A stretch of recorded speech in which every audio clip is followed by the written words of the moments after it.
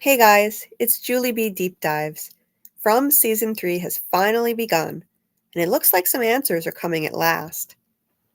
This will clearly be the season when some of our fan theories will be ruled out and others will be confirmed. The showrunners and cast members have promised that some answers are coming, and this season the true nature of the town will start to come into focus, which is so exciting to hear. Up until now, almost anything could have been possible in terms of what is going on with this mystery, with mountains of questions upon questions. Today I'm going to dive into some theories regarding Fromville and its residents that I believe have already been confirmed, supported, undermined, or debunked by just the premiere episode alone. First, let's start with some theories that have been confirmed officially by episode 1. First of all, Tabitha is clearly in Camden, Maine, as many fans predicted based on the view outside her hospital window.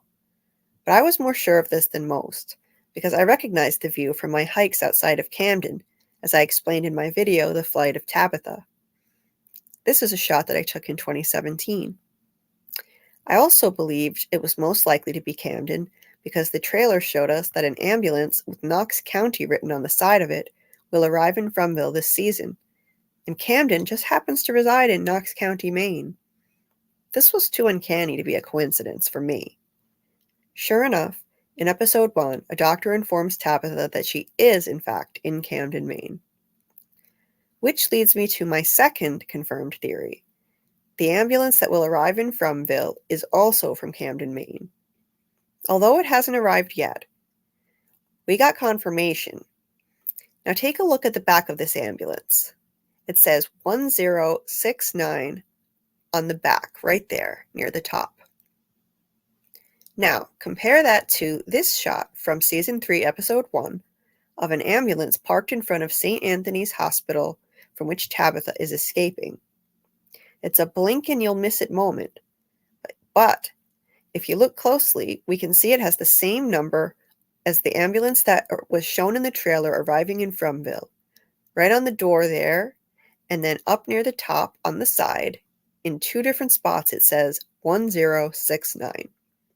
This is all the confirmation we need. This has to be the ambulance that will show up in Fromville, coming straight from Camden, Maine. And I'll get into what the implication of that could be in a little bit. The third prediction that was definitely confirmed was that Tian Shen was unfortunately the person being tortured and murdered in the barn. Ever since the riveting Season 3 teaser trailer showing the barn scene last spring, this was one of the most hotly debated questions in the fandom. As I predicted in my video on Season 3, Episode 1 press photo takeaways recently, Tian Shen was indeed the victim in the barn. There was a lot of evidence pointing to her by this point, and the most convincing thing for me was the altar in the church that we got a glimpse of in the full trailer. It wasn't a great shot. We had to zoom in and make it pretty blurry, as you can see here. But you can make out there's a plate with a picture in the center of a deceased person and two candles on either side. This is identical to a memorial that she has in her house, which is for her deceased husband, Mr. Liu. Many of us in the fandom concluded from this image that Tian Shen would be the barn victim, when added to other evidence, and unfortunately we were correct. The fourth theory that was confirmed by episode 1 is one that I put out in my first video on this channel, that Tabitha would be within walking distance of Henry's house, the house of Victor and Eloise's father. And indeed she was able to walk right from the hospital to his house. I'll get into this more in a bit, but this is the part of the theory that was definitely confirmed. The fifth confirmed theory is that Henry, the new character on the show, is Victor and Eloise's father. As many of us in the fandom predicted, based on the full trailer, Henry was confirmed to be Victor and Eloise's father in episode 1. In the trailer, he appeared next to a wall full of pictures of Victor and Eloise, as you can see here, and this was a strong clue to his relationship to them. The sixth confirmed theory is that Tabitha would have to sneak out of the hospital. Once again, some of us predicted that Tabitha would have to sneak out, and we were correct. Which leads me to my number 7 confirmed theory, that the police would want to question Tabitha. In my first video on this channel, I stated that because Tabitha is a missing person, and her family is still missing, the police would want to question her. Indeed, in episode 1, the doctor informs Tabitha that the police are on their way as just a formality. But she clearly didn't want to wait around to see, because she doesn't have a logical explanation for what happened to her and her family, which explains why she would need to sneak out. And here you can see the police arriving just as she manages to evade them. The 8th theory that was confirmed in episode 1 was one that Jeremy Ice and Fire put out, that the creatures would stage an ambush to lure people outside at night by releasing the livestock. This is exactly what happened at the end of episode 1. Knowing that this is their only remaining food source, the nightmare creatures released all of the livestock into the street. Clearly, their tactics are still evolving. It seems that the more the townspeople think they made progress, the more they push, the more this place pushes back, as Sarah's brother Nathan once theorized. Not only do the creatures ambush them by waiting outside for them to come out and herd the animals, but they pull off a double ambush when several creatures wait in the barn to surprise Boyd and Tian Shen as they bring animals inside. So that's it for the theories that are confirmed. Now let's get into some that have been supported and reinforced by episode 1. First off, getting back to this shot of the ambulance that's going to be the same one that pulls into Fromville later this season. This reinforces the theory that I share with Tony from Teflon TV, that Tabitha will be back in the ambulance. Tony predicted this, and I have to agree with him. Because, really, what are the odds now? With this additional confirmation, what would be the odds that Tabitha is not in this ambulance when we see it's the exact same ambulance that's going to arrive in Fromville with the same 1069 on it? She happens to be in the same town as this thing, and it lands in Fromville a few episodes later.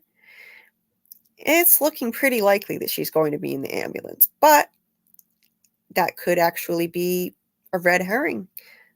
It's possible that maybe Henry, Victor and Eloise's father, will be in the ambulance instead, or both of them. As a matter of fact, I think it's most likely to be both of them, but we'll have to wait and see. Next, another theory that has been reinforced but not yet confirmed is the priest here. The priest in the real world seems to know something about Fromville. Based on the odd look on his face in the full trailer here, many of us in the fandom predicted that this priest would have heard a similar story to Tabitha's before, possibly from Eloise if she escaped. Indeed, episode 1 lends a great deal of credence to this theory, and the priest is looking extremely suspicious. Speaking to the priest, Tabitha brings up her deceased baby, then starts to leave, but he follows her out of the confessional to stop her. He asks her what was his name. She tells him Thomas. The question is, how did he know her baby was a boy? Could there be a Fromville entity that has possessed the body of this priest or fed him information? We know that the big bad in Fromville knows everything about people and can seemingly read their minds. So it's something to think about. And Tabitha flat out tells him that she came from a town full of monsters that come out at night and no one can leave, and her family is trapped. He looks oddly nonchalant about it, not surprised, with an odd expression on his face. So once again, this lends credence to our theory in the fandom that he has heard a similar story before, possibly from Eloise if she escaped. Another detail that suggests the priest is connected to Victor's family comes when he asks her what snacks Victor has packed in his lunchbox, and he's awfully pushy about getting her to open it, saying, "Humor me." When she takes some things out of it, she sees an address under the name Victor Kavanaugh. Could the priest have recognized this lunchbox? Why did he seem to know there would be an address inside or something important that she needed to see? Now, I believe it could be because he knew Victor as a child. He looks around the same age as Victor, so he might have been friends with him, and the memory of this lunchbox would stick in his mind because Victor vanished without a trace. Just a theory. The next theory that has been validated but not confirmed by episode 1 is that Ghost Khatri is extremely suspicious. From the first time I saw this Ghost Khatri entity appear to Boyd in front of a chessboard in season 2, I believed he is part of an evil Fromville entity, not just Boyd, quote unquote, talking to himself or speaking to his inner voice or his moral compass. I just don't see it that way. He gives Boyd questionable advice on 2 different occasions.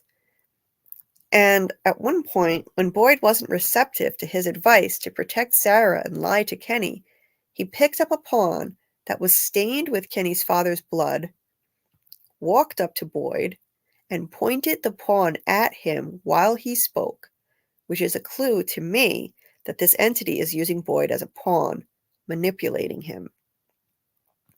Now, getting back to season 3, episode 1, in this scene, he mentioned all the crises facing Fromville and told Boyd, quote, maybe you're not panicked enough, unquote. This is not helpful at all. Panicking is counterproductive to problem solving. It literally shuts down the logical part of the brain. So not only is this a sketchy thing to say, but he sits there smirking and looking smug while he talks to Boyd. But it seems like Boyd is starting to catch on to Ghost Khatri now. He says, quote, that thing that was telling me to give up, that hope is what the forest fed on. That thing, whatever it was, it sure as hell wasn't my wife. So what are you? Unquote. And Khatri, interestingly, says, quote, I'm afraid I can't answer that for you, Boyd. Unquote. Now I want you to ask yourself this. If Ghost Khatri is just a figment of Boyd's imagination or part of his conscience, why did he say that? Why couldn't he tell Boyd exactly what he is? In my opinion, this is a clue that he's a part of the evil entity that is controlling the monsters and trying to manipulate Boyd. His facial expressions alone are suspicious. The smirking. But I digress.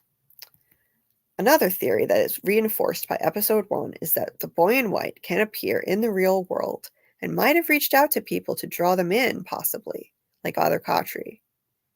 Tabitha sees the boy in white on the street in the real world. Now, this is a huge game changer that I predicted in my video, The Flight of Tabitha. She pursues him down the street, and we clearly see him enter a shop. She follows, and it's still clearly him, standing at the counter with the white shorts, the white socks and shoes, with his back to her. But when she gets close and turns him around, asking, what did you mean this is the only way? It's a different boy, wearing pants instead of shorts. Now the question is, was this all in Tabitha's imagination or a hallucination? I personally don't think so. The writers may want us to think Tabitha is just losing her mind, but I believe the boy in white can manifest or project his image into the real world to specific people in the form of visions or voices in people's heads or dreams. I think he projected himself to Tabitha, an illusion in front of her eyes, but still with a very real presence for her. In my opinion, he represents a spiritual entity, and his visible form is just an avatar. We know he's not really a boy. He's looked the same as he has since 1978, at least. So I think he can appear to people whether these people are currently in Fromville or not. I believe he calls out to certain people to draw them into this place, targeting them. So this scene is pivotal and validates that theory because it suggests that the boy in white may have the ability to reach out to people in the real world. And it lends credence to my theory that the boy in white has drawn in people before by appearing to them, such as Father Khatri, who believed he heard the voice of God for the first time in his life when he was about to jump off a bridge. It told him to get back in his car and drive, and 2 hours later he was in Fromville. I'm now more convinced than ever that this voice actually came from the boy in white. While his appearance in front of Tabitha isn't definitive proof that he's reached out to others outside Fromville in different ways, it does suggest that such an act is possible. Now, this is a theory I've been working on personally that has been reinforced by episode 1. My number 4 theory that is validated by episode 1 is that Fromville mirrors the Camden, Maine area. I believe Fromville, the part that we know, might mirror this area, and it's part of a pocket dimension that mirrors other areas in real-world America. At the end of season 2, Tabitha made it to the lighthouse, and we saw that it's surrounded by mountains of all things. Mountains on the coast are extremely rare in the United States, and this show is deeply rooted in America. We know that only residents of the United States have been drawn here. We have no idea how vast Fromland actually is. It could even mirror areas of the entire country with many other towns other than the little Fromville that we know. We do know one thing for sure. If it's been around for centuries, as many of us theorize it has, then this town and the creatures couldn't always have looked like they're from the 1950s and 60s. The town and the creatures must have evolved over time. This iteration of Fromville seems to mirror the Camden, Maine area, with the mountains around a lighthouse. And I'd be willing to bet that there's a town in the Camden area that may look something like Fromville. Fromville itself has simple colonial-style houses, as you can see here. Now, if we look at the houses on Henry Street in the real-world Camden, they're also simple colonial-style houses. And he even lives in a yellow house, much like Mrs. Lou's yellow house in Fromville. Not identical, but definitely the same style. So it definitely makes you think.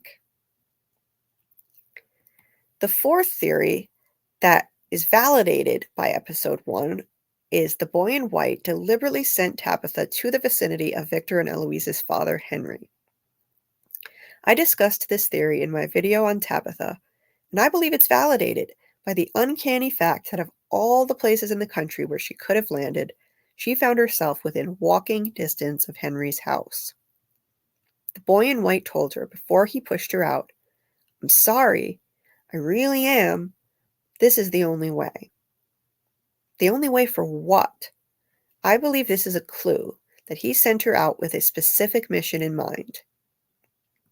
Then she happened to land within walking distance of Victor and Eloise's father, which is too uncanny to be a coincidence for me.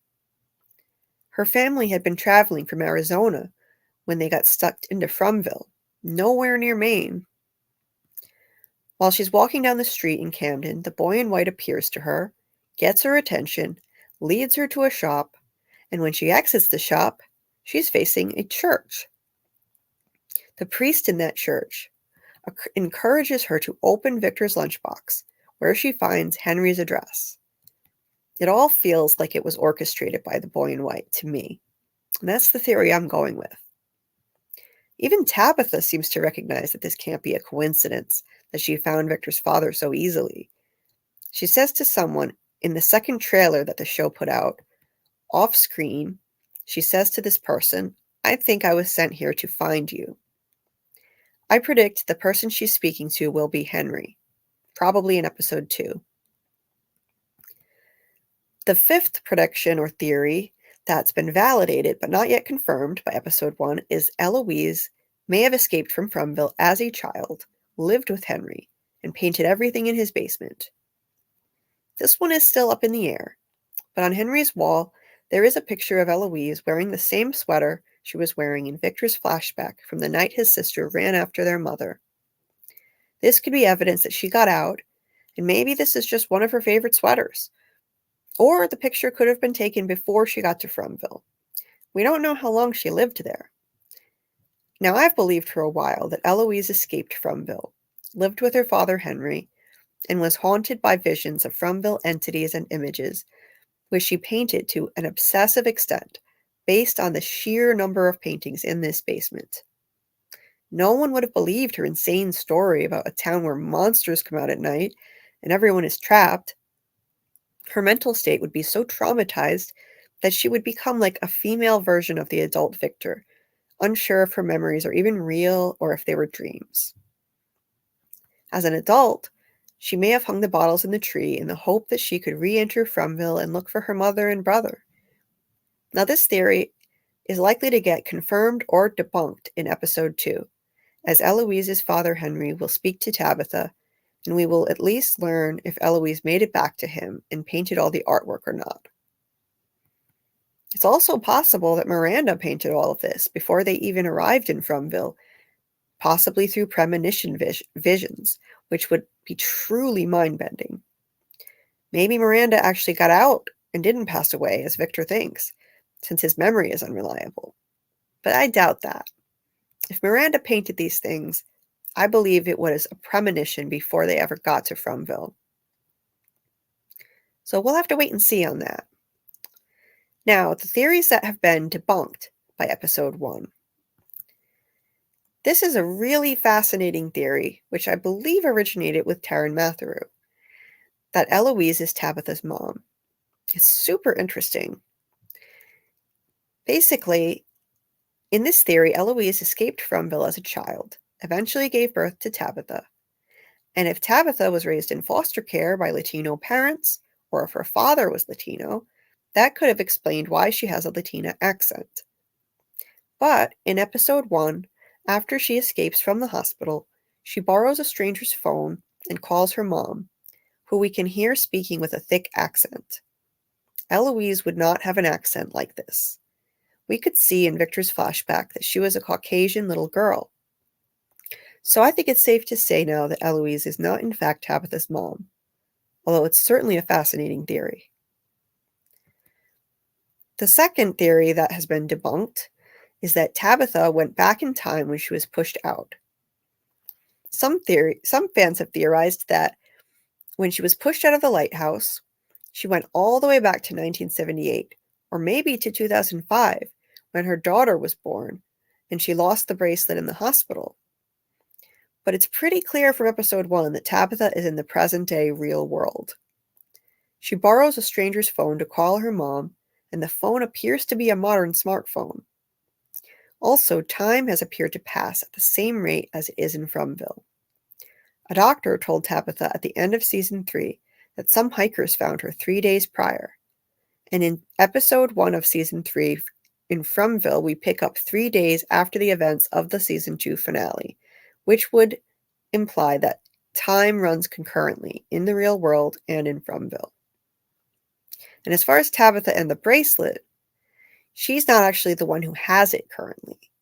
There were theories that Tabitha would take the bracelet and go back in time with it, possibly. That's how Miranda maybe got it in 1978. But Jim was actually the one last seen wearing the bracelet in season 2. So it's definitely with him, I would say, and not with Tabitha. Now, the third theory that has been debunked is that Ethan will open the door to Granny Monster because she'll mimic Tabitha's voice. This is an easy one. We saw this debunked clearly when Ethan looked out the window, saw his favorite goat Alma running loose, and opened the door to go save her. He's normally a smart kid, so this was out of character for him, but he must be preoccupied with missing his mom, and he is still just a kid after all.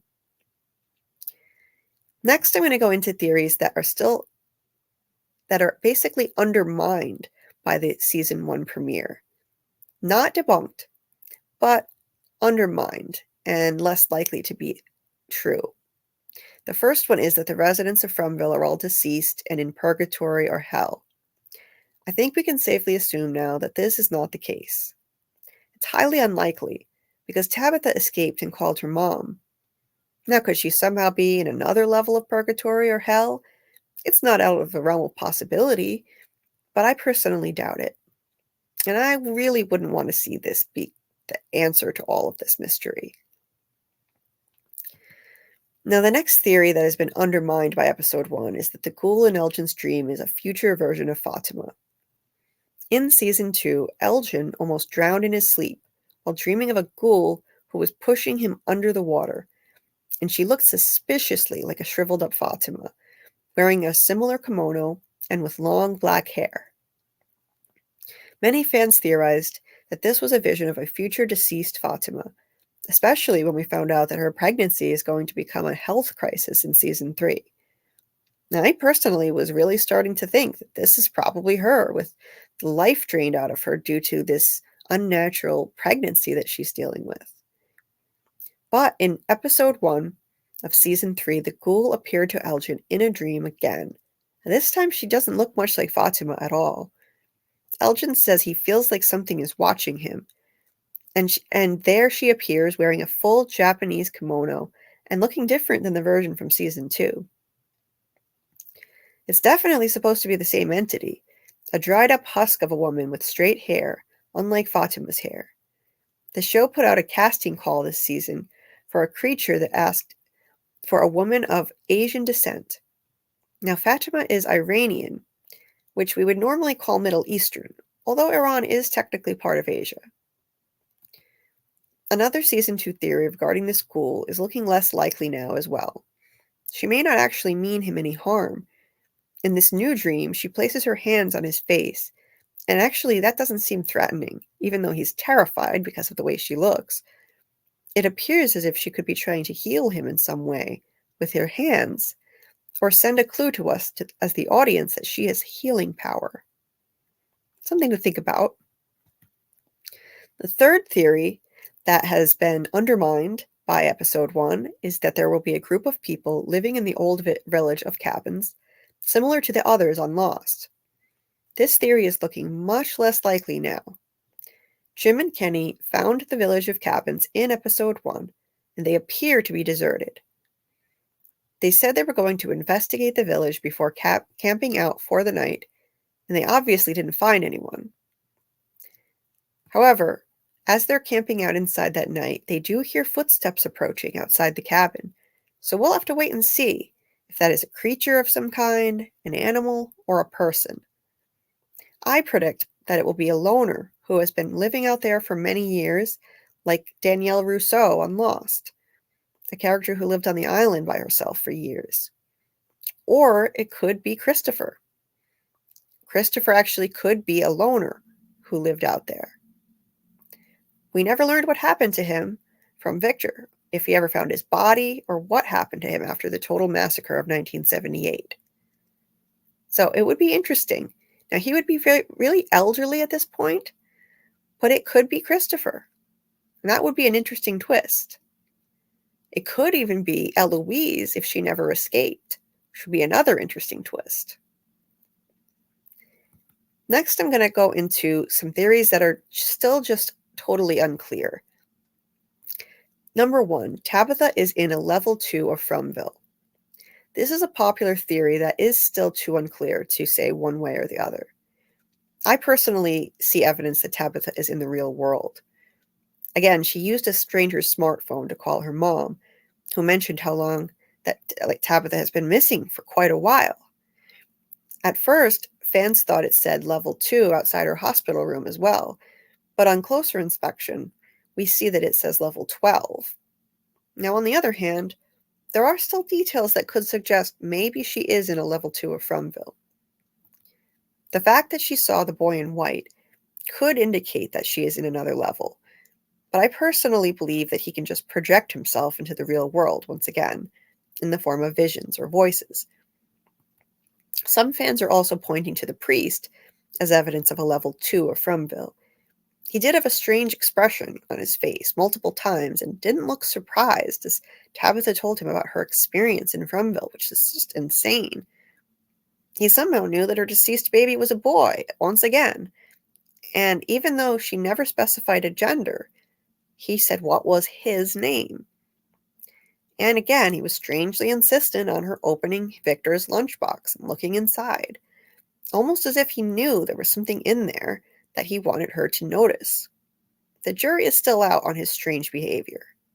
Now, I think it's possible that he has heard about Fromville from Eloise if she got out, from Henry if he was reunited with Eloise, or something of that nature.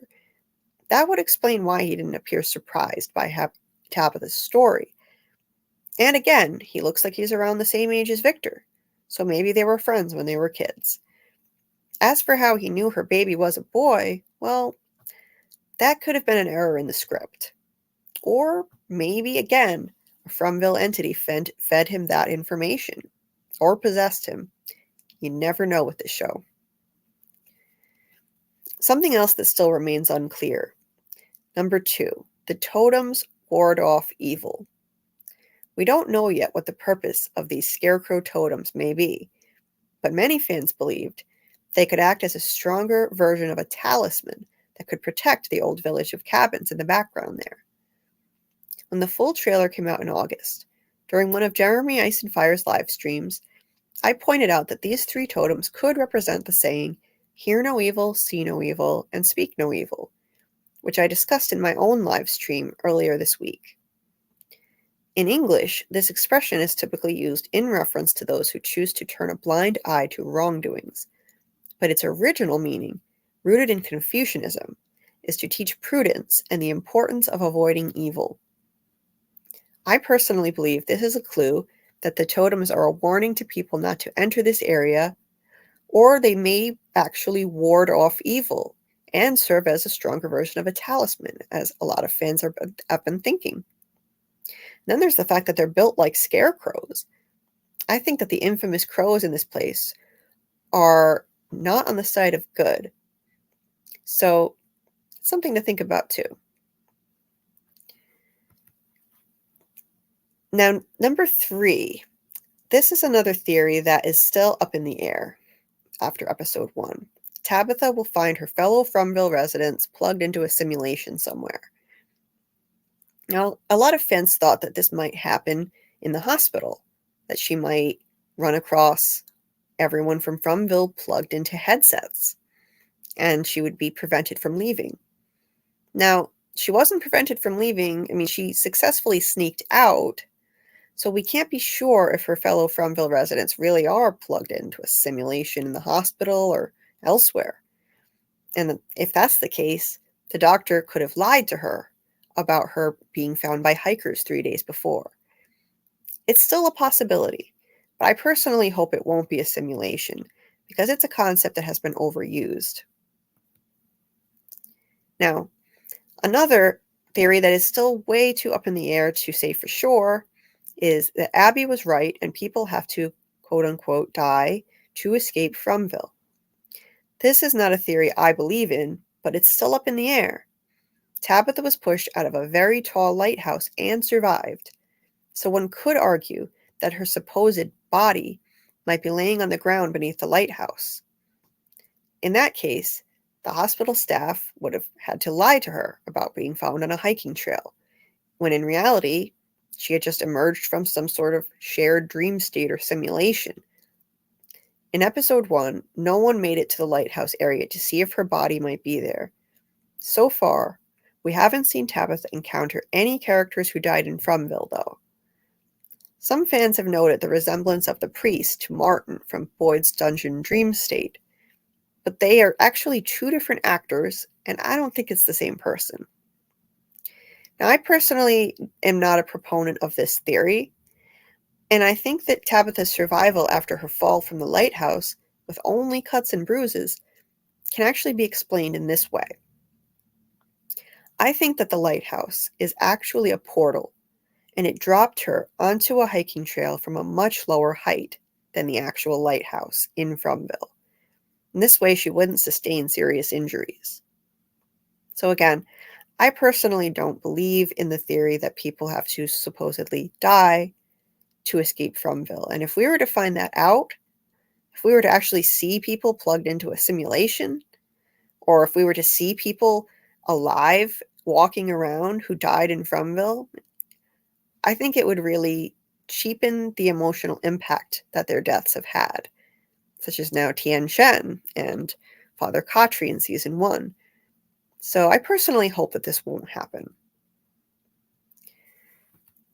Then we have this theory, that Tabitha will find Eloise. This is the 5th one that is still up in the air that I wanted to bring up. So far, we haven't seen any proof that Eloise escaped, and if she's still alive in the real world. There were 2 new cast members announced for Season 3. Henry, Victor and Eloise's dad, and Officer Acosta, a rookie cop. Nobody else was announced. That doesn't mean Eloise won't appear at all. She may appear in one episode, for example, and they wouldn't need to announce her if that's the case. Or they could be just covering up, trying to hide that, so it's a surprise. So it doesn't mean that Eloise won't appear at all just because she wasn't announced. There just hasn't been any evidence yet to back up whether she's going to be in the show or not. Now, I want to know what you think. What theories do you have that you think were confirmed, supported, or possibly debunked by episode 1? I'd love to hear your thoughts down in the comments section. I'll continue deep diving into the status of our theories as the season goes on. But until next time, keep on deep diving, and let's see what we can uncover together.